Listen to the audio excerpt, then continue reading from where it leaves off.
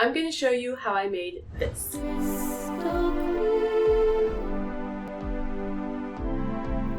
With less than $30 and a cell phone. You don't have to buy anything for your video. I just spent a few dollars on some face paint and a large roll of aluminum foil. Most of my tricks are made by using items I already own, along with cool camera transitions to make unique video effects. Here's my process. Once I finished recording my new song, the first thing I did was go onto Pinterest and create a visual board of all the things that my song represented.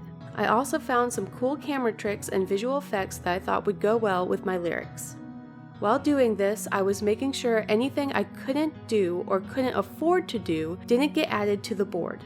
This helped me limit my ideas and give me a realistic expectation on what I could film. Next, I wrote a storyboard on how I wanted the scenes to play out and the story I was trying to tell. Then it was time to get everything ready. I needed some cool backgrounds, a crown, some flowers, a dress, and some face paint. For the backgrounds, I used some fabric that I had left over from other projects and that large roll of aluminum foil I bought.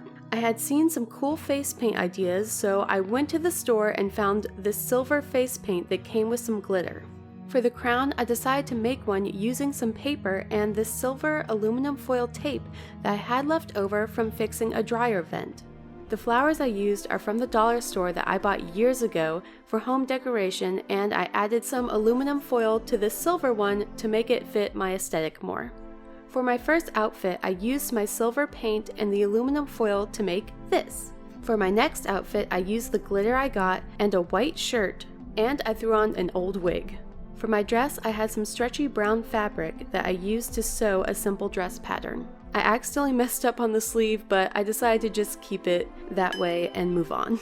I always try not to be a perfectionist when it comes to my creative process. Otherwise, I would never finish anything. Now it was time to film using my Samsung Galaxy S9 from 2018. I had my fiance Brad help me with filming some of the moving shots, but most of the still shots were filmed on my own using this tripod. Other items I used for filming were this ring light, a smaller tripod, and this color changing light bulb. All these items I got on Amazon years ago. If you don't have these items, you can use several lamps to light the area you are filming in, and use a table to set your camera on. I have also seen people use a colored sheet of paper against a phone light to shade areas in color. My phone camera shoots in 920 by 180. I would recommend you use a camera similar, if not better, to make your shots look more pro. For camera tricks, I would swipe the camera to the left or right and then cut to another scene, continuing the moving shot, and use a blur in between. For the leaf transition, I just blurred a picture of a leaf and moved it down in front of the camera, then cut to the next scene. The hardest scene to film was this picture frame transition. I placed a red piece of paper over a picture frame, then I removed the red using a color key effect and cropped around the rectangle. You can tell I'm still learning better ways to film, and I have room for improvement.